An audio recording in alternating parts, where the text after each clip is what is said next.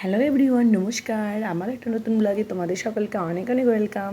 তো আশা রাখছি তোমরা ভালো আছো, আমি খুব ভালো আছি। তো দেখো, প্রচণ্ড গরম, গরমে তো থাকাই যায় না, এরকম অবস্থা। আমাদের এখানে কিন্তু এত গরম পড়ে না, এই প্রথম এত গরম পড়লো।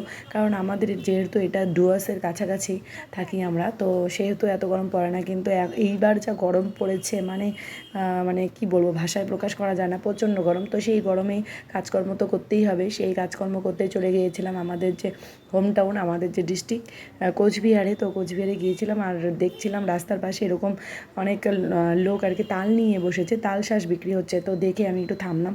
তো তোমাদের দাদাভাইকে বললাম চলো একটু তাল শাঁস খেয়ে নিই, কারণ কি এই গরমে তাল শাঁস অনেকটা উপকারী হবে।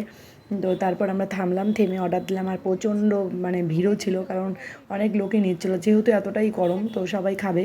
আর অনেক তাল নিয়ে বসেছিল। তো আমি এর আগে কখনো ট্রাই করিনি। অ্যাকচুয়ালি এগুলো দক্ষিণবঙ্গে অনেকটা বেশি চলে আমাদের এখান থেকে।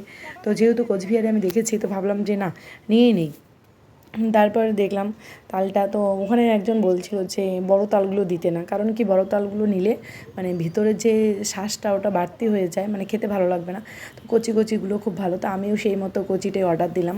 তো দাঁড়িয়েছিলাম অনেকক্ষণই, দিচ্ছিল। তো এই দেখো, আর এদের যে দাটা এতটা ধার, তোমাদের আর কি বলি, প্রচণ্ড ধার, কাটছিল খুব তাড়াতাড়ি। দেখো কীরকম করে বের করে দেখো, একটা তালের মধ্যে তিনটেই থাকে আর কি বীজগুলো। তাল যখন বাড়তি হয়ে যায়, তখন আমরা তালের রস খাই, তখন কিন্তু তিনটেই বীজ থাকে।